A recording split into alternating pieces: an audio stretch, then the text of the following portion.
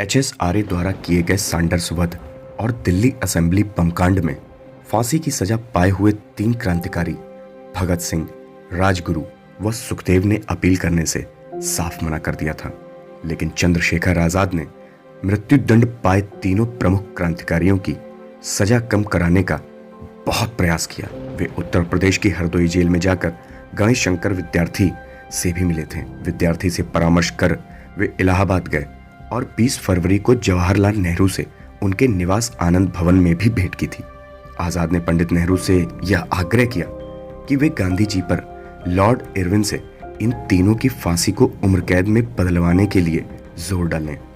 Alfred park में अपने एक मित्र सुखदेव राज से मंत्रणा कर ही रहे थे, तभी सीआईडी का एसएसपी नॉट बाबर जीप से वहां आ पहुंचा। उसके पीछे पीछे भारी संख्या में कर्नलगंज थाने से पुलिस भी आ गई। दोनों ओर से हुई भयंकर गोलीबारी में आजाद ने 3 पुलिस कर्मियों को मौत के घाट उतार दिया और कई अंग्रेज सैनिक घायल हो गए। अंत में जब उनकी बंदूक में सिर्फ एक ही गोली बची तो वो गोली उन्होंने खुद को मार ली और वीर गति को प्राप्त हो गए। यह दुखद घटना 27 फरवरी 1931 के दिन घटित हुई और हमेशा के लिए इतिहास में दर्ज हो गई। पुलिस ने बिना किसी को इसकी सूचना दिए चंद्रशेखर आजाद का अंतिम संस्कार कर दिया था। जैसे ही आजाद की बलिदान की खबर जनता को लगी, सारा प्रयागराज अल्फ्रेड पार्क में उमड़ पड़ा। जिस वृक्ष के नीचे आजाद शहीद हुए थे, लोग उस वृक्ष की पूजा करने लगे। वृक्ष के तने के इर्द गिर्द झंडियां बांध दी गईं। लोग उस स्थान की माटी को कपड़ों में, शीशियों में भर भर कर ले जाने लगे। समूचे शहर में आजाद के बलिदान की खबर से जबरदस्त तनाव हो गया। शाम होते होते सरकारी प्रतिष्ठानों पर हमले होने लगे। लोग सड़कों पर आ गए। आजाद के बलिदान की खबर जवाहरलाल नेहरू की पत्नी कमला नेहरू को मिली तो उन्होंने तमाम कांग्रेसी नेताओं व अन्य देशभक्तों को इसकी सूचना दी। बाद में शाम के वक्त लोगों का हुजूम पुरुषोत्तम दास टंडन के नेतृत्व में प्रयागराज के रसूलाबाद शमशान घाट पर कमला नेहरू को साथ लेकर पहुंचा। अगले दिन आजाद की अस्थियां चुनकर युवकों का एक जुलूस निकाला गया। इस जुलूस में इतनी ज्यादा भीड़ थी कि प्रयागराज की मुख्य सड़कों पर जाम लग गया। ऐसा लग रहा था जैसे प्रयागराज की जनता के रूप में सारा हिंदुस्तान अपने इस सपूत को अंतिम विदाई देने उमड़ पड़ा हो। जुलूस के बाद एक सभा हुई।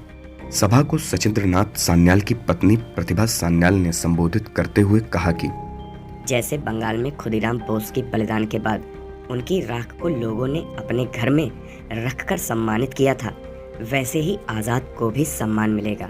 सभा को कमला नेहरू तथा पुरुषोत्तम दास टंडन ने भी संबोधित किया। इससे कुछ ही दिन पूर्व 6 फरवरी 1931 को पंडित मोतीलाल नेहरू के देहांत के बाद आजाद भेष बदलकर उनकी शव यात्रा में शामिल हुए थे। आजाद के संगठन Hindustan socialist Republican army HSRA के central committee member Virbhadra Tiwari अंग्रेजों के मुखबिर बन गए थे और आजाद की मुखबरी भी की थी।